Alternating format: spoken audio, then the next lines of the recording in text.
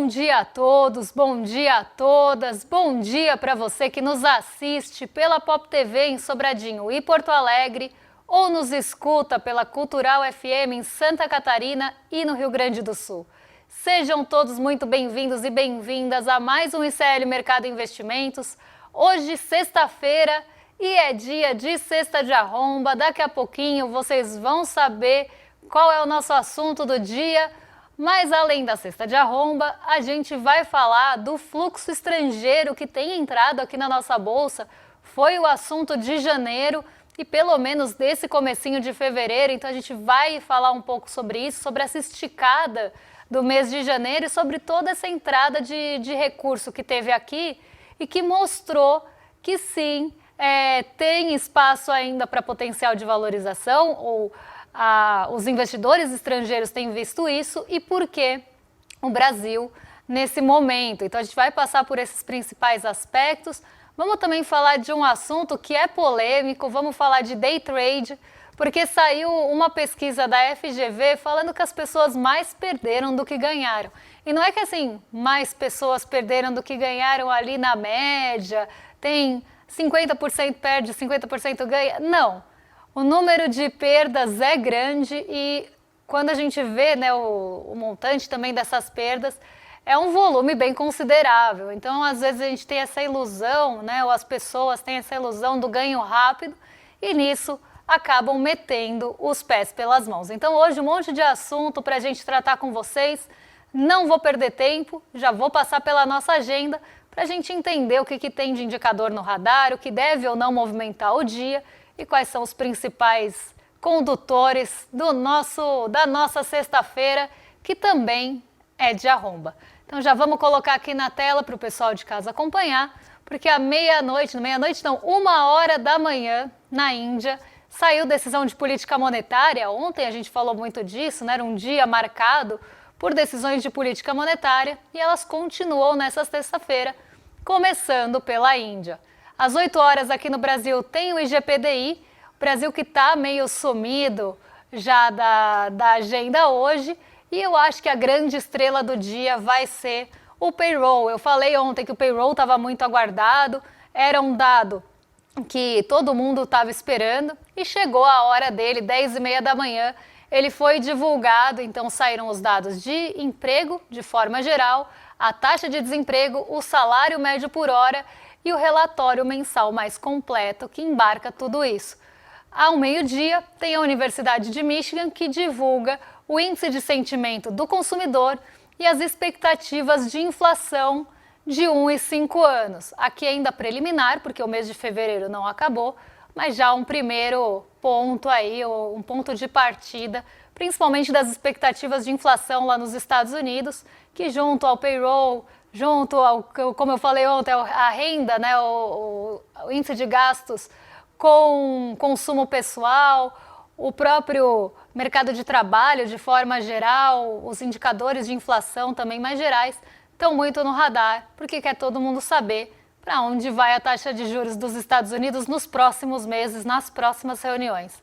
Além disso, a Rússia divulga o PIB do quarto trimestre a 1h, e às 15 tem poços de petróleo e plataformas em operação nos Estados Unidos. Outro dado que tem ganhado mais relevância junto aos estoques de petróleo por essa busca do aumento da produção do petróleo nos Estados Unidos pelo Donald Trump. Às 4h da tarde também lá sai o crédito ao consumidor, ou os dados de crédito ao consumidor do mês de dezembro. Essa divulgação é feita pelo Fed. Sem também perder muito tempo aqui, já vamos entrar no nosso primeiro assunto do dia, que é justamente a nossa bolsa, que deu uma esticada em janeiro e por vários dias em fevereiro, tirando aí o ajuste que a gente teve na quinta-feira, que foi um ajuste mais duro.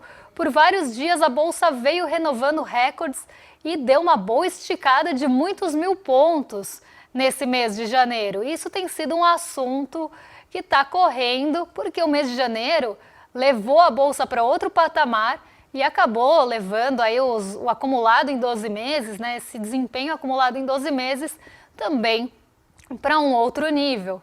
Só em janeiro a bolsa teve um salto muito grande e quando a gente pega 12 meses já passa de 40% de valorização. Bom humor generalizado aqui, a notícia da Infomoney. Bom humor generalizado conduz o Ibovespa a inéditos 187 mil pontos. É uma esticada bem grande se a gente pensar que no último recorde, quando a gente teve o último recorde antes dos ajustes, a Bolsa estava em 166 mil pontos. Isso dá uma valorização de 21 mil pontos. E se a gente está falando de Bolsa, a gente está falando de 21 mil reais de esticada de valorização.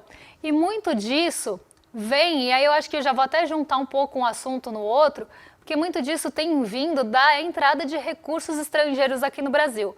Mas vamos entender, né, por que essa bolsa está sendo vista como uma possibilidade de ganho, principalmente para o investidor estrangeiro. Primeiro de tudo, não vamos ser inocentes aqui de achar que o recurso estrangeiro está entrando porque ele quer fomentar o nosso país, porque quer fomentar nossas empresas, acredita no valor dessas empresas. Nada disso. A gente tem um cenário conturbado de forma geral e de forma internacional, muita incerteza em relação à Bolsa dos Estados Unidos também, com toda essa toada das empresas de tecnologia. A trajetória das empresas de tecnologia estão muito instáveis e a gente sabe o quanto tem de dependência da Bolsa dos Estados Unidos hoje dessas 7 magníficas. Então, essa dependência faz com que qualquer tropeço, qualquer frustração, qualquer decepção torne essa trajetória um pouco mais frágil. E isso tem sido mostrado nos ajustes lá em Nova York, conforme os balanços são esperados e são divulgados. Então, esse primeiro ponto já traz ali, né, uma busca por outra forma de valorização. Outra questão é o Donald Trump à frente dos Estados Unidos. Ele traz muita incerteza, eu sempre falo isso, ele é uma bomba relógio, ele fala um dia, no outro dia ele desfala, às vezes no mesmo dia ele volta atrás, muda de ideia. Então Donald Trump é uma pessoa imprevisível e o mercado não gosta de imprevisibilidade. O mercado gosta de conseguir prever os movimentos para se posicionar antes. Com tudo isso acontecendo nos Estados Unidos e toda a forma de condução do Donald Trump da sua política, então usar a economia e as relações comerciais para fazer as suas vontades políticas serem atendidas, a sua agenda ser atendida, a agenda do seu governo ser atendida principalmente, ainda colocando como se os interesses dos Estados Unidos fossem homogêneos, porque ele fala que ele está ali para defender o interesse dos Estados Unidos. Mas esses interesses também não são homogêneos. A gente precisa falar disso, porque senão parece que lá também todo mundo pensa igual, todo mundo pensa que precisa perfurar petróleo, por exemplo. E isso não é uma verdade. Essa agenda e esses interesses são do governo do Donald Trump, pensando que isso é o melhor para o seu país e que os outros países precisam se curvar a essa vontade, a essa imposição, a essa necessidade e fornecer ali o petróleo para os Estados Unidos, deixar o seu território, por exemplo, para os Estados Unidos explorarem, caso da Groenlândia, que virou um lugar de disputa ali, não só pelo petróleo que pode ter, nos petróleos subglacial que pode ter lá, mas também materiais raros, minerais raros que podem ter sua presença na Groenlândia. Então a gente vê uma série de interesses também pensando não só geopoliticamente na questão estratégica e na questão de posicionamento, mas desses materiais, dessas matérias-primas que os Estados Unidos precisam também para suas questões tecnológicas, para chips e semicondutores, para continuarem dando uma resposta à China. Então, essa forma de governar do Donald Trump causa muito ruído. E o mercado também não gosta de ruído, nem de incerteza e nem de ruído. Então, se tem qualquer dúvida, se existe qualquer dúvida na condução da política econômica, na geopolítica dos Estados Unidos, isso afeta a própria confiança dos títulos do país. E, afetando a confiança dos títulos do país, também afeta a confiança no dólar. E por isso a gente vê vários bancos centrais indo um pouco para o ouro também, para se proteger caso dê alguma coisa errada ou dê alguma coisa ruim ali nos Estados Unidos. Então existe essa segunda proteção. Eu sempre falo que é uma segunda camada, tipo autenticação em 2 fatores, é tipo um goleiro, é uma segunda camada de proteção, o ouro. E isso vem aumentando, né, essa procura pelo ouro vem aumentando justamente por esse fator Trump, que é muito imprevisível. E se você começa a ter dúvida em relação às treasuries, se você começa a ter dúvida também em relação ao rendimento dessas treasuries, e agora, mais recentemente, com a indicação para o Banco Central dos Estados Unidos também, muita dúvida começou a rolar. A gente sabe que Donald Trump ataca sistematicamente o Banco Central. Isso gera incerteza também, mais uma camada de incerteza para os Estados Unidos. Tudo isso junto faz com que o recurso vá buscar a rentabilidade em outro lugar. Então ele vai olhar para os Estados Unidos e para as treasuries e pensar, bom, aqui está um pouco instável, aqui está um pouco inconstante. E talvez os rendimentos caiam ao longo do ano, talvez eu não ganhe tanto quanto antes. Para onde eu vou? Onde eu vou ganhar dinheiro então? Esse é o pensamento do recurso. E onde eu vou ganhar o dinheiro? No curto prazo. E aí o dinheiro está vindo, esse recurso está vindo aqui para o Brasil. Então a gente recebeu em janeiro uma enxurrada de dinheiro gringo, eu já vou falar sobre isso, mas entrou bastante recurso aqui para buscar ganho nas nossas empresas que estavam baratas.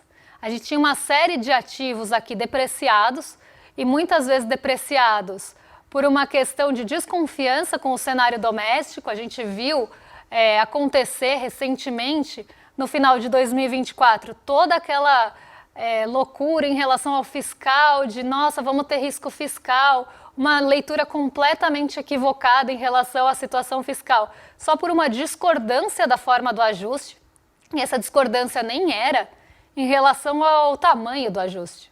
A desconfiança era em relação à forma que ele foi conduzido.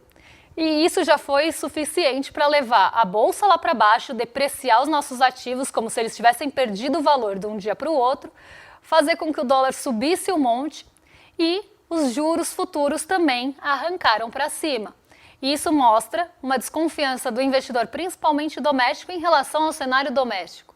Como se estivessem dando uma resposta de que não gostaram daquela forma de condução. E isso depreciou muito os nossos ativos. Como eu falei, muitos deles derreteram como se a gente tivesse uma mudança de dia para noite na perda do valor, na capacidade produtiva da empresa. E não foi isso que aconteceu.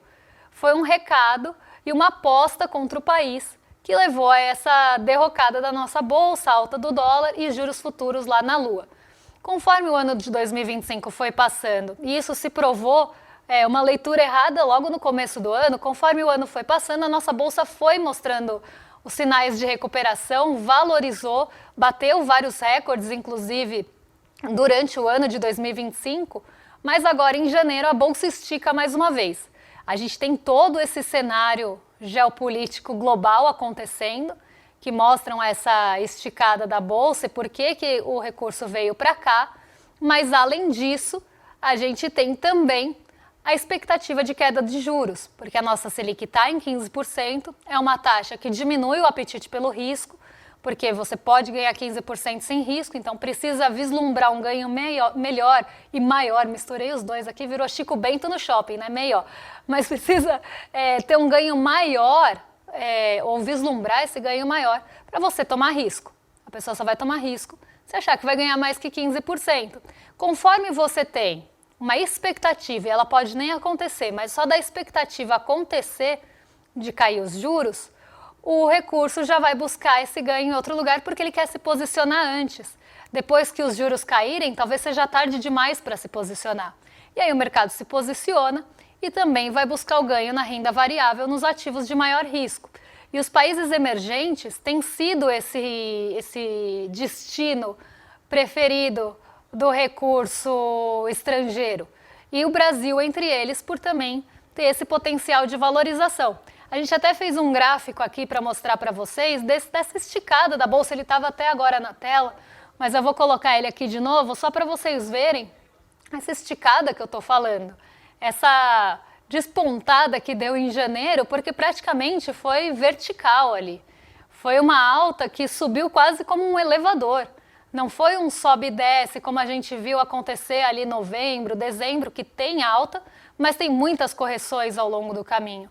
Em janeiro de 2026, que é onde vocês estão vendo depois da linha que divide o ano, teve uma ascensão ali vertical. Foi realmente, subiu de elevador a bolsa. Poucas correções, exceto agora a de quinta-feira, que eu diria que foi uma correção mais dura, mas foram poucas correções, e as correções que aconteceram foram pequenas para a magnitude da alta. Então mostra que existe esse otimismo com o Brasil, existe essa expectativa de ganho, porque ninguém colocaria o dinheiro aqui para perder. Não só esse otimismo, mas essa expectativa pelo potencial de valorização, sempre olhando para frente e já pensando num cenário mais instável geopolítico e nessa possibilidade de recuperação do apetite pelo risco pela queda da Selic, que deve começar a acontecer em março. Então o mercado põe um passinho para trás e entra antes. E indo nessa toada, em 2026, o ano de janeiro de 2026, teve uma entrada de recurso estrangeiro enorme na Bolsa. A B3 trouxe dados ali mostrando que foi o segundo melhor mês da história de entrada de recurso de capital estrangeiro na B3. Até separei aqui, foram mais de 26 bilhões em aporte, um volume que superou todo o saldo positivo de 2025. Então, em um mês, a gente teve uma entrada de recurso aqui que superou o ano de 2025 todo. E só perdeu para o comecinho de 2022, que teve também um fluxo de recurso estrangeiro grande vindo para cá. E aí o motivo todo mundo já conhece. Não é o de cima sobe ou de baixo desce, mas sim o que eu estava explicando, da incerteza em relação à condução da política econômica e o uso dessa política econômica para forçar a relação com outros países, colocar a negociação em patamares desiguais, mas também em relação à condução geopolítica e os riscos, o efeito de Donald Trump na presidência dos Estados Unidos, que está fazendo com que o recurso saia de lá, saia daquele porto seguro, para diversificar a carteira. Atualmente, as carteiras estavam muito concentradas nos Estados Unidos.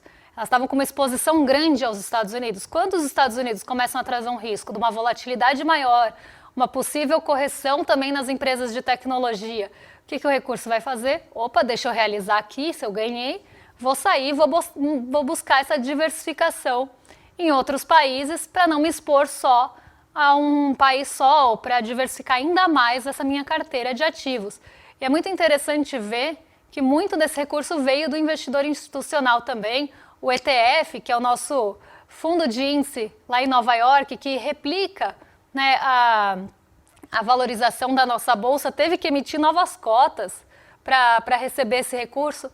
Então a gente vem numa toada, num começo de ano muito otimista e com muita entrada desse recurso estrangeiro, colocando o Brasil como esse destino favorito aí do recurso e colocando a gente no segundo mês, melhor mês da história.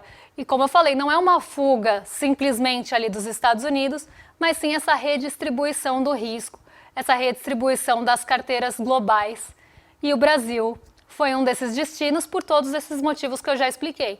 Os ativos estavam baratos, se vê aqui um potencial de valorização bom e que vai trazer o ganho no curto prazo. É especulativo, mas é uma boa notícia pensar que a nossa bolsa está renovando recordes, ainda que seja um recurso especulativo e que não está aqui com nenhuma obrigação e nenhuma pretensão de fomentar a nossa bolsa, fomentar nossas empresas ou o nosso país. Inclusive, quando entra aqui para ganhar com juros, também não vamos ser inocentes de achar que é para fomentar os projetos de país, para financiar a nossa dívida, nada disso. É para pegar dinheiro emprestado num lugar que tem taxa bem baixinha e vir buscar essa valorização aqui. Então pega dinheiro no Japão, por exemplo, entra aqui, esse movimento chama Carry Trade. Eu sempre pergunto se conhecem a Carry, né? Hoje eu esqueci, mas é a Carry Trade, que é esse movimento de se financiar no Japão, botar o dinheiro aqui para ganhar 15%, que ainda que a taxa de juros caia meio na próxima reunião, o diferencial ainda é alto, ainda é atrativo. Entrou recurso aqui, o que acontece com o dólar? O dólar se desvaloriza e o dólar já vem se desvalorizando frente a outras moedas também, Brasil inclusive, nesse movimento de entrada de recurso e diversificação de carteira. Já que a gente está falando de bolsa, vamos falar também de perder na bolsa. A gente está falando de bolsa valorizando, bolsa batendo recorde, recurso entrando aqui. Mas tem muita gente tomando da cabeça e é isso que mostra pra gente o estudo da FGV do grande cassinão da bolsa, que é o day trade, e não é o cassinão do... Gente, esqueci do Barros, esqueci primeiro no Gilberto Barros. Não é esse cassinão que a gente está falando, é outro cassinão, é o cassinão do day trade. porque brasileiros perderam 9,9 bilhões com day trade durante a pandemia da Covid-19, aponta estudo da FGV. A amostra dos investidores não se restringe a um grupo social, etário ou regional específico, mas abrange um espectro amplo da população que vai desde procuradores, médicos, estudantes, aposentados a empregados domésticos. Todo mundo resolveu tentar ganhar um dinheiro com day trade. Só que day trade, gente, é uma coisa muito volátil. A bolsa, você apostar ali no curto prazo, você precisa de muita sorte para entrar no momento certo e contar com essa sorte que aquela empresa vai subir durante o dia e você vai vender com lucro. É o famoso comprar barato e vender caro. Só que às vezes a maré vira. E quando a maré vira, as perdas vêm. Então vamos colocar aqui os dados da FGV para o pessoal de casa acompanhar, porque eu acho que os gráficos falam por si só aqui, mostrando que essa ilusão de ganhar dinheiro no curto prazo, porque o day trade é isso. Ninguém está apostando na valorização de longo prazo, pensando num value invest, então vou apostar no valor da empresa, acredito no valor daquela empresa, vou comprar para ganhar em longo prazo, num buy and hold, que você segura aquilo por muito tempo. Não, você quer ganhar no diferencial ali de centavos. A questão é, se você tem um lote, na variação de 1 centavo, você ganha R$1, né? Primeiro de tudo.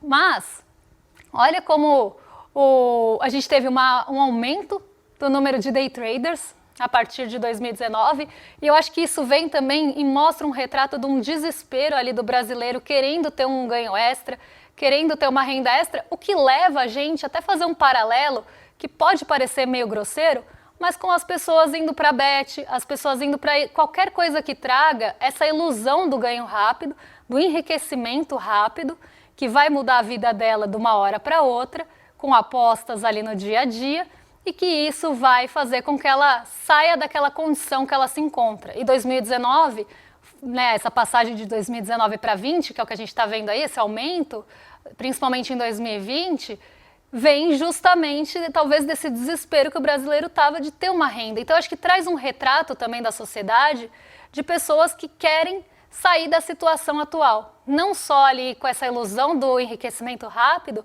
mas mostrando que muitas vezes a renda das pessoas é insuficiente.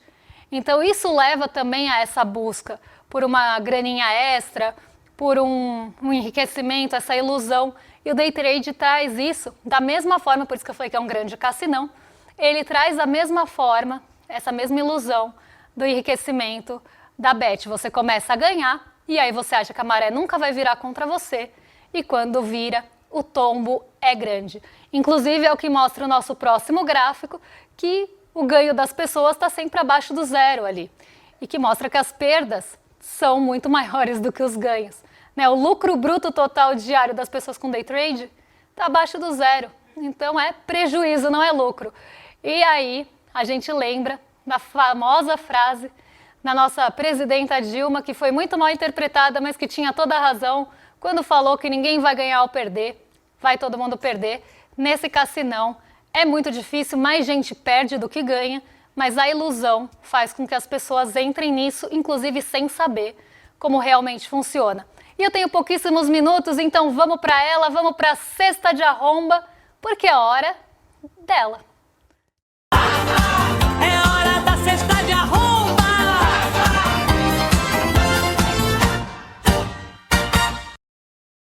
Cesta de arromba hoje fala de um assunto que eu acho que não poderia ser outro nessa semana, porque é de arromba, é a farinha pouca, meu penduricalho primeiro, os super salários do Legislativo que foram aprovados nessa semana e que podem levar ali o salário, a remuneração, principalmente aí do Congresso, para R$90 mil por mês, inclusive acima do teto constitucional. E tentando também dar uma driblada ali no imposto de renda, ali pela forma da composição desse salário. Vencimento básico, R$19.092. Gratificação de desempenho até 100%. Aí eu queria saber como é que funciona a gratificação de desempenho, assim, só a título de curiosidade. Vai ter que aprovar projeto, vai ter que apresentar, porque tem gente que está lá na Câmara, tem gente que está lá só para fazer vídeo de fundo preto e votar contra o povo. Então eu queria saber, será que vai ter que mostrar algum trampo? Não sei. Licença compensatória até 10 dias por mês, podendo gerar indenização de R$ 22.528, o que levaria no final a uma remuneração bruta de 90 mil. No caso do Senado, vencimento básico de 13.753, gratificação de atividade legislativa de até 22 mil, licença compensatórias, dias não limitados por mês, até R$ 2.228 por dia. Tem gente que não ganha isso no mês. Aliás, a média do ganho do brasileiro mensal é um pouquinho maior que isso, né? Fica ali na casa dos 3 mil. Remuneração bruta total, R$ 69 mil. Claro que a gente não pode colocar todo mundo no mesmo balaio, tem parlamentares, inclusive, indo contra essa medida, mas é de arromba pensar que a pessoa vota no próprio salário. E por que eu falei farinha pouca, meu penduricalho primeiro? Porque muita gente daí é a primeira a fazer o tal do fiscalismo seletivo, de falar, risco fiscal, nossa, não vamos aprovar aumento de benefício, tem que pensar no fiscal, o fiscal, mas na hora de aprovar o seu aumento acima do teto constitucional, não pensa duas vezes. Primeiro ponto. Segundo ponto, que tem gente aí, né, que eu não sei como eu falei, não sei como é que vai funcionar essa gratificação de desempenho, se é postar vídeo de fundo preto, se é fazer caminhada colocando pessoas em risco, como é que é. Mas Nicolas Ferreira, por exemplo, falou ontem, na verdade antes de ontem, na verdade há 3 dias atrás, óbvio que votei contra o gás do povo. Será que faz parte dessa remuneração compensatória, gratificação aí de desempenho, votar contra as pessoas e votar a favor de si próprio, no eugresso? Votar a favor do seu aumento e não pela população? Porque essas pessoas também são as primeiras a chiar quando tem benefício social. Votam contra o povo a rodo. Tentam colocar entrave aonde elas conseguirem. Mas para votar no seu penduricalho ali, aí vota mesmo. Aí até acho que aparece para votar. Outra coisa que normalmente os parlamentares, e aí eu não gosto de generalizar, porque eu acho que tem parlamentares e parlamentares, e essa generalização, inclusive, é muito perigosa, entra numa seara antipolítica, anticongresso, que eu não gosto de entrar, por isso que eu falo, tem pessoas e pessoas, mas tem aqueles também que são contra a escala 6x1. Com certeza vocês já ouviram alguns deputados, alguns senadores que falam, a escala 6x1 vai quebrar o Brasil, estão sempre defendendo os interesses das empresas, que inclusive colocam eles lá para votar a favor dos interesses da agenda dessas empresas, desses setores, seja da bala, da Bíblia, do boi, agora das bets, estão lá para defender tudo menos o povo. E quando é 6x1, aí torce o nariz, aí não pode. Mas na hora de falar da sua folga, olha só, um dia de folga para cada 3 trabalhados, ganhando 90 mil. É ou não é de arromba e é ou não é um absurdo, um escárnio, uma piada de mau gosto as pessoas votarem não só o próprio aumento, seria ótimo, né? Decidir o seu próprio aumento, mas não só isso, como também as folgas, sendo que sempre que isso é em prol da população e em menor escala, aí não pode. Aí coloca as contas em risco. Aí é populismo eleitoral. Né? Começam a inventar um monte de coisa para não aprovar nada que seja a favor da população, mas na hora de defender bet, na hora de defender banco, na hora de defender Bíblia, na hora de defender bala, boi, tá ali pronto para defender. E na hora de se defender também, se coloca em primeiro lugar. Então, por isso, farinha pouca, meu penduricalho primeiro é a nossa cesta de arromba para fechar o programa e já convidar vocês para a nossa aula que vai acontecer no dia 12 de fevereiro, às 8 horas da noite, na quinta-feira, o Pacto da Impunidade. Para você se inscrever, é só entrar em iclmercado.com.br e garantir a vaga na nossa aula inaugural da pós-graduação, turma de 2026. Essa aula vai discutir por que as elites nunca pagam pelos seus crimes, talvez porque a elite tenha poder econômico e financeiro para se proteger. Que é o que a gente está falando aqui, né? Quem tem representatividade, quem está ali não é o povo, é quem tem poder político e econômico para colocar quem os represente ali. E essas pessoas, claro, vão votar também a seu favor, porque elas estão ali para defender os seus próprios interesses e os interesses de quem tem poder político e econômico, e não da população que não tem poder político e nem econômico. Mais econômico do que político. Então, porque a elite não paga pelos seus crimes, a aula magna online e gratuita, a gente só pede que vocês se inscrevam no link aqui embaixo ou no QR Code que está ali no cantinho da tela e vocês vão participar dessa discussão que vai ser incrível entre Gessé e o Lindenero. Agora, jogo para os meus vizinhos de cima, porque nada melhor do que dar um rolê de sexta-feira. O William De Luca e Guga Noblat já estão a postos para receber vocês. E na segunda-feira eu volto para falar o que mexe com a nossa bolsa, com o nosso bolso e com as nossas vidas. Um beijão e até lá, pessoal. Um jovem negro é preso por roubar um celular. Fica meses na cadeia esperando o julgamento. Um banqueiro desvia 17 bilhões. O processo dele corre em sigilo, ele continua livre e os advogados mais caros do país trabalham para ele. Isso não é uma coincidência, é um projeto. É o Pacto da Impunidade. No dia 12 de fevereiro, uma quinta-feira, às 20 horas, eu e Lindené Pareto vamos explicar como funciona o Pacto da Impunidade no Brasil, na aula inaugural da nossa pós-graduação. Todos os dias, as principais notícias do Brasil e do mundo direto no seu WhatsApp, com informação de qualidade e sem fake news. Escaneie agora o QR Code e entre para o canal do ICL Notícias. Informação que importa onde você estiver.